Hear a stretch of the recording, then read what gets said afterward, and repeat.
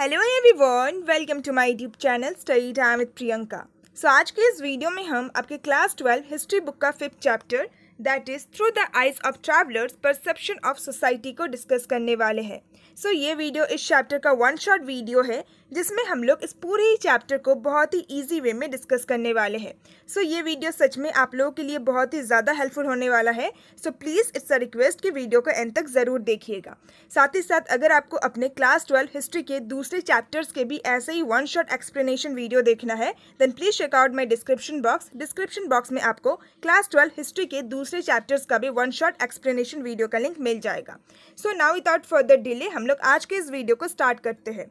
As I said the name of the chapter is through the eyes of travellers perception of society. इस chapter में हम लोग 10 से लेकर 17th सेंचुरी के टाइम पीरियड के बीच में हमारे इंडियन सबकॉन्टिनेंट में जो सोसाइटी एग्जिस्ट करता था, जो समाज एग्जिस्ट करता था, उसी सोसाइटी उसी समाज को हम लोग इस चैप्टर में समझने वाले हैं through the eyes of travellers, यानी कि ट्रैवलर्स के पर्सपेक्टिव से, उनके नज़रिए से।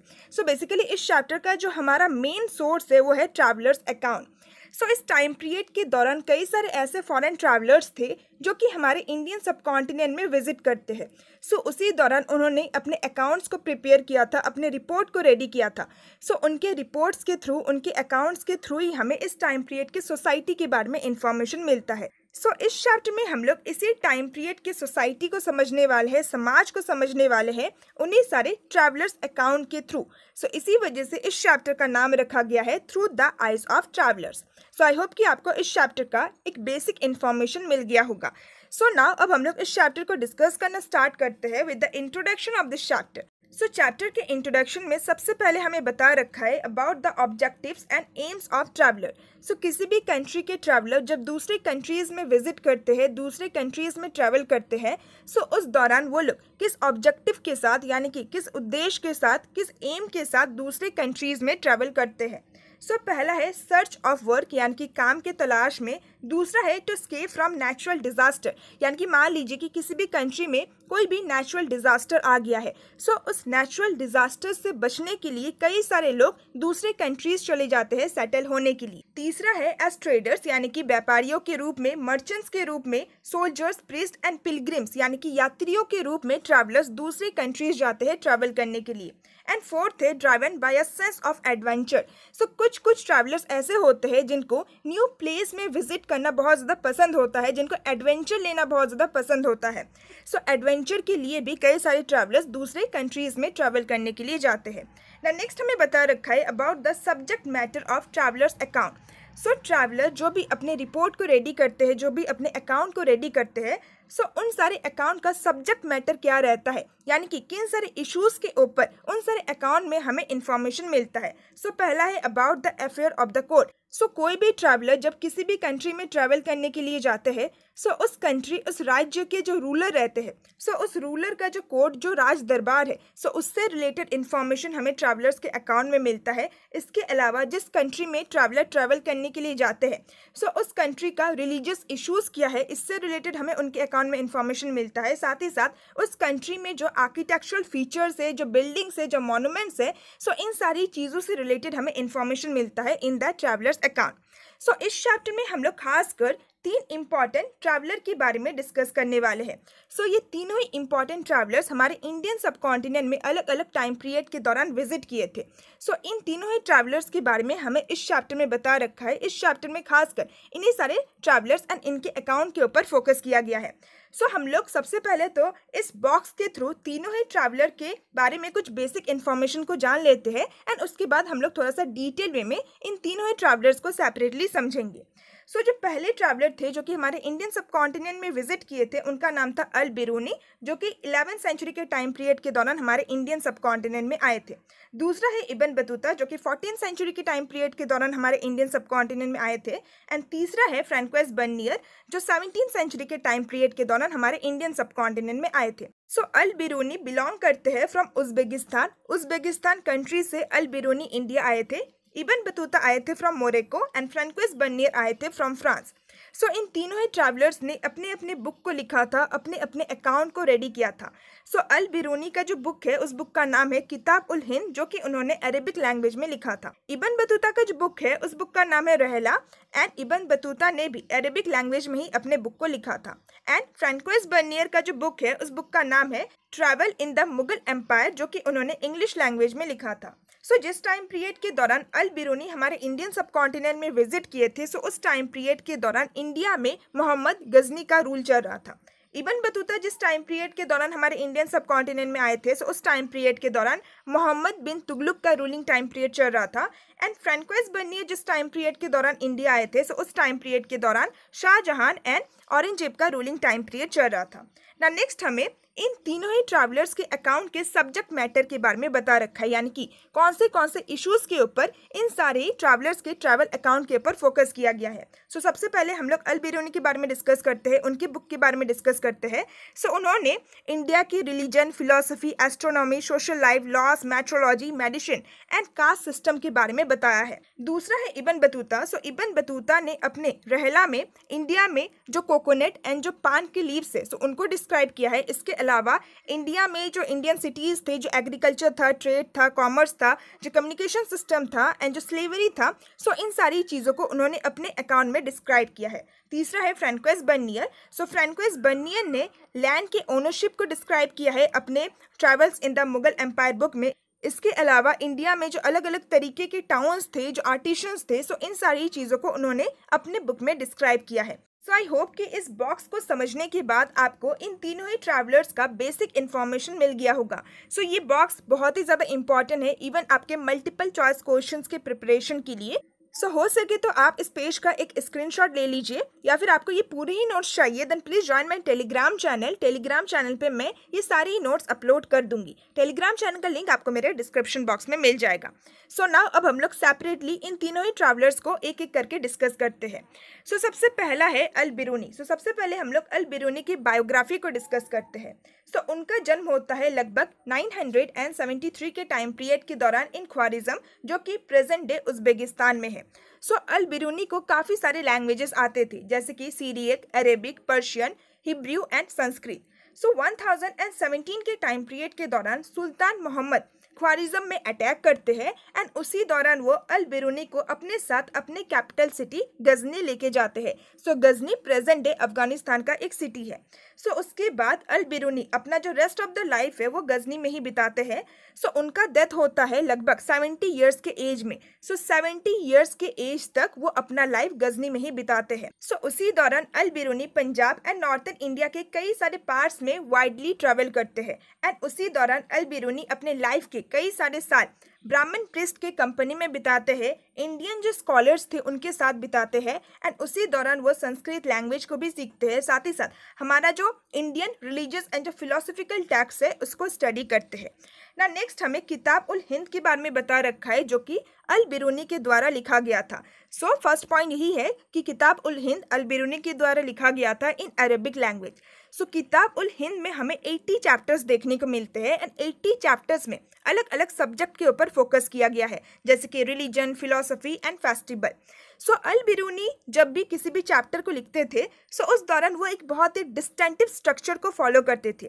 जैसे कि जब भी वो किसी भी चैप्टर की शुरुआत करते थे, सो एक क्वेश्चन के थ्रू ही वो चैप्टर की शुरुआत करते थे एंड जब भी वो किसी भी चैप्टर को कंक्लूड करते थे यानी कि एंड करते थे, सो एंड में हमें एक कंपैरिजन देखने को मिलता है। सो इसी स्ट्रक्चर को वो हर एक चैप्टर में फॉलो किया करते थे। एंड आखिर अल बिरूनी ने अपने किताब उल हिंद को किन सारे लोगों के लिए लिखा था?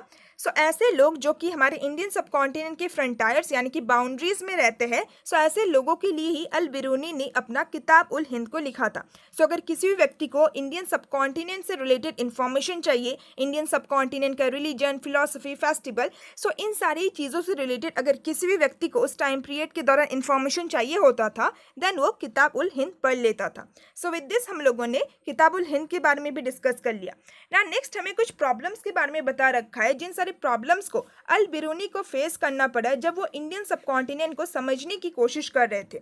सो अल बिरूनी को थ्री बैरियर्स यानी कि थ्री इंपॉर्टेंट प्रॉब्लम्स फेस करने पड़े जब वो हमारे अनफैमिलियर प्लेस यानी कि अल बिरूनी के लिए इंडिया एक अनफैमिलियर प्लेस ही था, एक अननोन प्लेस था। सो जब वो इंडिया को समझने की कोशिश कर रहे थे, सो उसी दौरान अल बिरूनी को थ्री प्रॉब्लम्स फेस करने पड़े। सो पहला है problem of language. So Al Biruni को पहले संस्कृत लैंग्वेज नहीं आता था एंड इंडिया में जितने भी टेक्स्ट लिखे गए हैं, चाहे हम लोग रिलीजियस टेक्स्ट की बात करें या फिर फिलोसफिकल टेक्स्ट की बात करें, सो ज़्यादातर टेक्स्ट खासकर संस्कृत लैंग्वेज में ही लिखा गया है। सो इसी वजह से अल बिरूनी को लैंग्वेज से रिलेटेड प्रॉब्लम्स फेस करने पड़े। दूसरा है differences in religious belief and practices. So जैसे कि इंडिया एक ऐसा कंट्री है जहाँ पे हमें अलग अलग रिलीजन के लोग देखने को मिलते हैं। सो इंडिया में कई सारे डाइवर्स रिलीजियस बिलीफ थे, अलग अलग रिलीजियस प्रैक्टिसेस थे। सो इन सारे रिलीजियस बिलीफ एंड प्रैक्टिसेस को समझने में भी अल बिरूनी को बहुत ज़्यादा प्रॉब्लम फेस करना पड़ा। एंड तीसरा है self absorption and insularity of local people. So India में रहने वाले जो लोकल पीपल थे वो लोग सेल्फ इन्वॉल्व थे, यानी कि अपने आप में ही लगे हुए थे।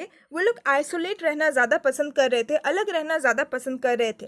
सो जब अल बिरूनी इंडिया आते हैं, सो वो इंडिया के लोगों के साथ कनेक्ट नहीं कर पाते हैं क्योंकि इंडिया के लोग इतना ज़्यादा इंटरेस्टेड नहीं थे।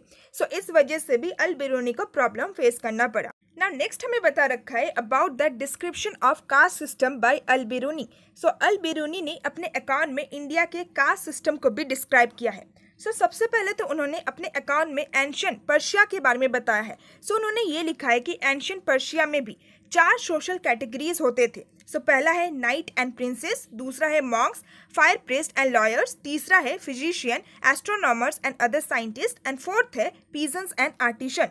सो इसके थ्रू अल बिरूनी ये कहना चाहते थे कि इंडिया में ही सिर्फ हमें सोशल डिवीज़न देखने को मिलता है, इंडिया में ही सिर्फ हमें अलग अलग सोशल कैटेगरीज देखने को मिलता है। सो ऐसा नहीं है, इंडिया में सोशल डिवीज़न कोई भी यूनिक बात नहीं है, क्योंकि ऐसा ही सोशल डिवीज़न हमें एंशियंट पर्शिया में भी देखने को मिलता है। सो अल बिरूनी ने जो ब्राह्मणिकल डिस्क्रिप्शन है ऑफ कास्ट सिस्टम, यानी कि ब्राह्मण्स ने जिस तरीके से रिलीजियस टेक्स्ट में कास्ट सिस्टम को डिस्क्राइब किया है, सो उस चीज़ को अल बिरूनी ने एक्सेप्ट किया है। बट साथ ही साथ इंडिया में जो पोल्यूशन का कॉन्सेप्ट है, यानी कि जो अनटचेबिलिटी का कॉन्सेप्ट है, सो इस चीज़ को अल बिरूनी ने डिसअप्रूव किया है, इस चीज़ को अल बिरूनी ने एक्सेप्ट नहीं किया है। सो विद दिस हम लोगों ने अल बिरूनी के बारे में डिस्कस कर लिया। सो अगर आपको अल बिरूनी के बारे में और भी डिटेल वे में समझना है, then please watch the detail explanation video of this chapter. ना नेक्स्ट हम डिस्कस करेंगे अबाउट इब्न बतूता। सो सबसे पहले हम लोग इब्न बतूता के बायोग्राफी को डिस्कस करते हैं। सो इब्न बतूता एक ग्लोब ट्रॉटर थे of 14th century. So globe trotter एक ऐसे व्यक्ति को कहा जाता है जो कि दुनिया घूमता है। सो इब्न बतूता एक ग्लोब ट्रॉटर थे ऑफ 14th सेंचुरी, यानी कि 14th सेंचुरी के टाइम पीरियड के दौरान वो वर्ल्ड के कई सारे लैंड में ट्रैवल करता है, कई सारे कंट्रीज में ट्रैवल करता है। सो इब्न बतूता का जन्म होता है तंगेर में, जो कि मोरक्को का एक सिटी है इन नॉर्थ अफ्रीका। इब्न बतूता एक बहुत ही रिस्पेक्टेबल एंड एजुकेटेड फैमिली से बिलोंग करते थे एंड उनके जो फैमिली थे वो जाने जाते थे for the deep knowledge in Islamic sharia law, यानी कि इस्लामिक शरिया लॉ से रिलेटेड उनके फैमिली मेंबर्स को बहुत ही डीप नॉलेज था। सो लगभग 21 ईयर्स के एज में इब्न बतूता अपने कंट्री से बाहर निकलते हैं to see different lands of the world, यानी कि वर्ल्ड के अलग अलग कंट्रीज में विजिट करने के लिए। सो सबसे पहले इब्न बतूता मक्का जाके पिलग्रिमेज परफॉर्म करते हैं, यानी कि हज करते हैं। उसके बाद Ibn Battuta Syria, Iraq, Persia, Yemen, Oman and East African coast में ट्रैवल करते हैं। ना नेक्स्ट हमें इब्न बतूता के लाइफ के बारे में बता रखा है इन इंडिया। सो लगभग 1332 से लेकर 1333 के टाइम पीरियड के दौरान इब्न बतूता इंडिया आने के लिए निकलते हैं। सो इब्न बतूता लगभग 1333 के टाइम पीरियड के दौरान सिंध पहुंचते हैं। उसके बाद वो दिल्ली विजिट करते हैं। सो उस टाइम पीरियड के दौरान दिल्ली में जो सुल्तान थे उनका नाम था मोहम्मद बिन तुगलक। सो इब्न बतूता दिल्ली में मोहम्मद बिन तुगलक के पास विजिट करते हैं। सो मोहम्मद बिन तुगलक इब्न बतूता को काजी के रूप में अपॉइंट करते हैं, जिसका मतलब होता है जज। सो दिल्ली के काजी या फिर दिल्ली के जज के रूप में मोहम्मद बिन तुगलक इब्न बतूता को अपॉइंट करते हैं। सो लगभग 1342 के टाइम पीरियड के दौरान इब्न बतूता को सुल्तान के इनवॉय, यानी कि सुल्तान के राजदूत के रूप में अपॉइंट किया जाता है एंड उनको मंगोल रूलर के पास भेजा जाता है ऑफ चाइना। सो उसी जर्नी के दौरान इब्न बतूता सबसे पहले मालाबार कोस्ट विजिट करते हैं, उसके बाद वो मालदीव्स विजिट करते हैं एंड मालदीव्स में लगभग 80 मंथ्स तक वो रुकते हैं काजी के रूप में। उसके बाद वो श्रीलंका विजिट करते हैं, उसके बाद सुमित्रा। सो इतने सारे कंट्रीज में ट्रेवल करने के बाद finally Ibn Battuta Chinese port town जैतून पहुंचते हैं, जिसको आज के टाइम पीरियड के दौरान काउंजाओ कहा जाता है एंड उसके बाद चाइना पहुंच के इब्न बतूता चाइना में एक्सटेंसिवली ट्रेवल करते हैं। ना नेक्स्ट हमें इब्न बतूता के बुक यानी कि रहला के बारे में बता रखा है। सो इब्न बतूता ने जिन जिन कंट्रीज में ट्रेवल किया था, सो उन सारी कंट्रीज में रहने वाले लोग कैसे थे, उन सारे लोगों का कल्चर क्या था, रिलीजन क्या था, सो इन सारी चीज़ों को उन्होंने बहुत ही अच्छी तरीके से ऑब्जर्व किया था एंड उसके बाद उन्होंने केयरफुल्ली उन सारी इंफॉर्मेशन को रिकॉर्ड किया था। सो उनके अकाउंट से हमें ये भी पता चलता है कि कई बार जब इब्न बतूता अलग अलग कंट्रीज में ट्रेवल करते थे, सो उसी दौरान कई सारे रॉबर्स यानी कि कई सारे डाकू या फिर चोर के द्वारा उनके ऊपर अटैक भी किया गया था। सो इब्न बतूता लगभग 1347 के टाइम पीरियड के दौरान अपने होम टाउन यानी कि मोरक्को वापस चले जाते हैं। सो जब वो मोरक्को वापस चले जाते हैं, सो उस दौरान वहाँ के जो लोकल रूलर थे वो इब्न बतूता को ये इंस्ट्रक्ट करते हैं कि उनका जो भी जर्नीज है, जहाँ जहाँ पे उन्होंने ट्रेवल किया है, सो उन सारी जर्नीज की स्टोरी को वो लिखी। सो उसके बाद ही इब्न बतूता के द्वारा रहला लिखा जाता है इन अरेबिक लैंग्वेज। ना नेक्स्ट हमें इंडियन सिटीज के बारे में बता रखा है जिस तरीके से इब्न बतूता ने अपने बुक अपने रहला में डिस्क्राइब किया है। सो इब्न बतूता के अकॉर्डिंग इंडिया में जितने भी सिटीज थे, सो सारी सिटीज डेंसली पॉपुलेटेड थे एंड बहुत ही ज्यादा प्रोस्पेरियस थे। सो इंडियन सिटीज में हमें क्राउडेड स्ट्रीट देखने को मिलता था, यानी कि स्ट्रीट्स में बहुत ही ज्यादा भीड़ होता था, साथ ही साथ colourful markets and variety of goods देखने को मिलता था, यानी कि इंडियन सिटीज के बाजारों में, मार्केट्स में हमें अलग अलग तरीके के गुड्स एंड कमोडिटीज देखने को मिलता था। सो इब्न बतूता के अकॉर्डिंग उस टाइम पीरियड के दौरान दिल्ली बहुत ही ज़्यादा वास्ट एंड बहुत ही ज़्यादा पॉपुलस सिटी हुआ करता था। एंड सेकंड पोजीशन में था दौलताबाद। सो दौलताबाद भी एक बहुत ही बड़ा सिटी था एंड बहुत ही ज़्यादा पॉपुलेशन था दौलताबाद में भी। ना नेक्स्ट इब्न बतूता के द्वारा ये कहा गया है कि इंडियन सिटीज़ में जितने भी बाजार थे यानी कि जितने भी मार्केट थे, सो वो सोशल एंड कल्चरल एक्टिविटीज़ का सेंटर हुआ करता था। ज़्यादातर मार्केट या फिर बाजार में हमें मॉस्क या फिर टेम्पल देखने को मिलता है। साथ ही साथ बाजार में कुछ खाली स्पेसेस भी होता था जहाँ पे पब्लिक परफॉर्मेंस किया जाता था डांसर्स के द्वारा, म्यूजिशियन के द्वारा या फिर सिंगर के द्वारा। साथ ही साथ इंडियन सिटीज में जो एग्रीकल्चर था वो बहुत ही ज़्यादा प्रोडक्टिव था because of the fertility of the soil. And जो इंडियन गुड्स थे उनका बहुत ही ज़्यादा डिमांड था West Asia and South Asia में। सो विद दिस हम लोगों ने इंडियन सिटीज़ के बारे में डिस्कस किया according to the account of Ibn Battuta. ना नेक्स्ट हमें कम्युनिकेशन एंड पोस्टल सिस्टम के बारे में बता रखा है। सो इब्न बतूता ने अपने अकाउंट में उस टाइम पीरियड के दौरान इंडिया में जो कम्युनिकेशन सिस्टम था, जो पोस्टल सिस्टम था, सो उसको भी डिस्क्राइब किया है। सो इब्न बतूता के अकाउंट के अकॉर्डिंग उस टाइम पीरियड के दौरान जितने भी इंपॉर्टेंट ट्रेड रूट्स थे, यानी कि ऐसे रास्ते जिन सारे रास्तों के द्वारा ट्रेड किए जाते थे, व्यापार किए जाते थे, सो जितने भी इंपॉर्टेंट ट्रेड रूट्स थे, सो उन सारे ही रूट्स में इंस एंड गेस्ट हाउसेस को बनाया गया था उस टाइम पीरियड के रूलर के द्वारा। सो इनका मतलब आप सिंपल लैंग्वेज में होटल समझ सकते हैं। सो उस टाइम पीरियड के ट्रेडर्स एंड मर्चेंट्स के लिए लगभग हर एक ट्रेड रूट्स में गेस्ट हाउसेस एंड होटल्स को बनाया गया था। ना नेक्स्ट अगर हम लोग उस टाइम पीरियड के पोस्टल सिस्टम को डिस्क्राइब करें, सो पोस्टल सिस्टम भी बहुत ही ज़्यादा फास्ट एंड बहुत ही ज़्यादा इफेक्टिव हुआ करता था। इस पोस्टल सिस्टम के द्वारा मर्चेंट्स इंफॉर्मेशन को सेंड करते थे, क्रेडिट यानी कि पैसों को सेंड करते थे, साथ ही साथ गुड्स को भी डिस्पैच करते थे यानी कि उसको भी सेंड करते थे। ना नेक्स्ट अगर हम लोग कम्युनिकेशन सिस्टम को डिस्क्राइब करें, सो कम्युनिकेशन सिस्टम इतना ज़्यादा फास्ट होता था कि दिल्ली से सिंध पहुंचने के लिए सिर्फ और सिर्फ 50 डेज का ही टाइम पीरियड लगता था। एंड स्पाइस यानी कि जो भी जासूस हुआ करते थे, सो उन लोगों को अगर कुछ भी रिपोर्ट या फिर न्यूज़ को पहुंचाना है सुल्तान तक, सो पोस्टल सिस्टम के द्वारा सिर्फ और सिर्फ 5 दिनों में ही जो भी न्यूज़, जो भी रिपोर्ट है, वो सुल्तान तक पहुंच जाता था। सो उस टाइम पीरियड के दौरान communication system and postal system बहुत ही ज़्यादा इफेक्टिव हुआ करता था। ना नेक्स्ट हमें स्लेव्स के बारे में बता रखा है। सो इब्न बतूता ने अपने अकाउंट में इंडिया में जो स्लेवरी प्रैक्टिस होता था, सो उसके बारे में भी डिस्क्राइब किया है। सो उनके अकॉर्डिंग इंडिया में स्लेव्स को बहुत ही ज़्यादा ओपनली मार्केट में बेचा जाता था, जैसे कि किसी दूसरे कमोडिटीज़ को बेचा जाता है।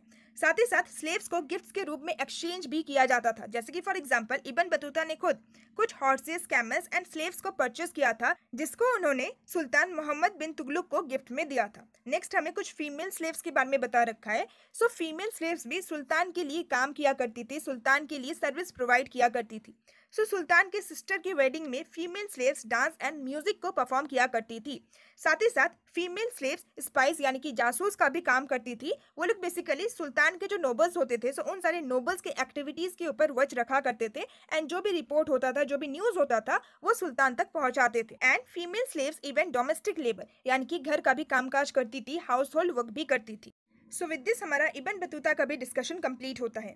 ना जो थर्ड ट्रैवलर थे जिनका नाम था फ्रैंकोइस बर्नियर, सो नाउ अब हम लोग फ्रैंकोइस बर्नियर के बारे में डिस्कस करेंगे। सो सबसे पहले हम लोग उनकी बायोग्राफी को डिस्कस करते हैं। सो फ्रैंकोइस बर्नियर एक French traveller, doctor, political philosopher and एक हिस्टोरियन थे। सो फ्रैंकोइस बर्नियर भी इंडिया के कई सारे पार्ट्स में विजिट किए थे। सो फ्रैंकोइस बर्नियर इंडिया में लगभग 12 ईयर्स तक रहता है। सो 1656 से लेकर 1668 तक फ्रैंकोइस बर्नियर इंडिया में रहता है। So Francois Bernier Mughal emperor Shahjahan के जो बेटे थे जिनका नाम था दारा शुको, सो उनके फिजिशियन के रूप में फ्रैंकोइस बर्नियर मुगल एम्पायर में रहते थे।